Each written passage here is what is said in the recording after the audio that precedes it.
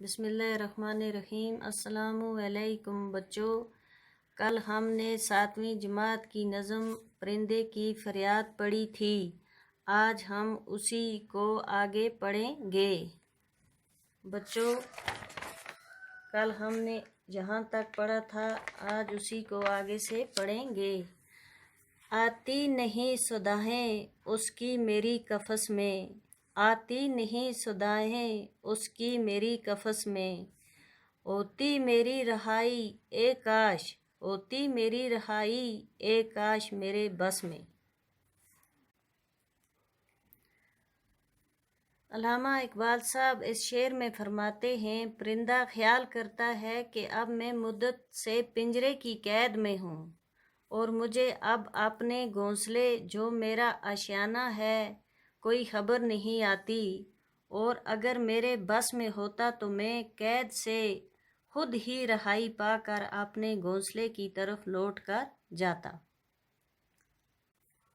کیا بد نصیب ہوں میں گھر کو ترس رہا ہوں، کیا بد نصیب ہوں میں گھر کو ترس رہا ہوں، ساتھی تو ہیں وطن میں، ساتھی تو ہیں وطن میں قید میں پڑا ہوں۔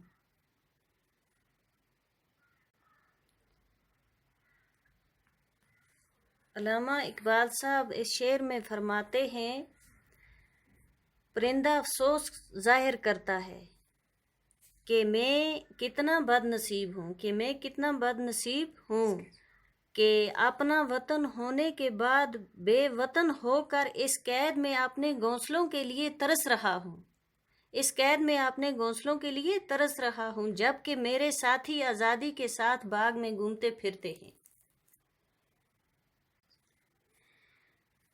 آئی بہار کلیاں پھولوں کو ہنس رہی ہیں، آئی بہار کلیاں پھولوں کو ہنس رہی ہیں، میں اس اندھیرے گھر میں، میں اس اندھیرے گھر میں قسمت کو رو رہا ہوں۔ علامہ اقبال صاحب اس شعر میں فرماتے ہیں، پرندہ آرزو کرتا ہے کہ موسم بہار آنے کی وجہ سے میں باغ میں پھول اور اس طرح کھلے ہوئے ہیں جیسے کلیاں اور پھولوں پہ مسکرا رہی ہوں، اور میں اس اندھیرے قید خانے میں اپنی قسمت پہ رو رہا ہوں کہ آزاد ہو کر میں ایک قیدی کی زندگی گزار رہا ہوں۔